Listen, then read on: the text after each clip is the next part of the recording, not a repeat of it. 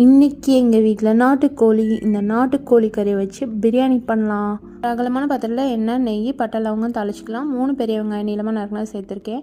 பச்சை மிளகாய் ஒரு 4, புதினா, கொத்தமல்லி, 2 தக்காளி நீளமாக நறுக்கி சேர்த்துருக்கேன். இஞ்சி பூண்டு விழுது 1 ஸ்பூன் போட்டு நல்லா கலந்துக்கலாம். இதில் லைட்டாக உப்பும் சேர்த்துட்டு கெட்டியான தயிர் 1 ஸ்பூன் அளவு சேர்த்துருக்கேன்.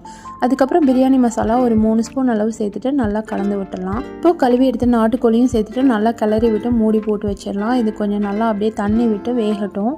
இதுக்கப்புறம் பிரியாணிக்கு தேவையான அளவு தண்ணி ஊற்றிக்கலாம். 4 கப் அளவு தண்ணி ஊற்றிருக்கேன். நான் 2 கப் அளவு பாஸ்மதி ரைஸ் எடுத்திருக்கேன். இப்போ சிக்கன் நல்லா வெந்து வந்துட்டு இந்த பதத்தில் நம்ம அரிசி சேர்த்துக்கலாம். அரிசி சேர்த்ததுக்கப்புறமா ஃபைனலாக லெமன் ஜூஸ் பிழிஞ்சு விட்டுட்டு உப்பு காரம் எல்லாம் சரி பார்த்துட்டு நம்ம மூடி வச்சு ஒரு 1/4 மணி நேரம் அளவு விட்டு எடுத்தோன்னே போதும். நாட்டுக்கோழி பிரியாணி சூப்பராக ரெடியாகி வந்துடும். எனக்கு நல்லா சூப்பராக வந்துடுச்சு. உதிரி உதிரியாக இருந்தது. ஒரு அரிசியோட அரிசி ஒட்டலை. நீங்களும் ட்ரை பண்ணி பாருங்கள். பாய் ஃப்ரெண்ட்ஸ், அடுத்த வீடியோவில் சந்திப்போம்.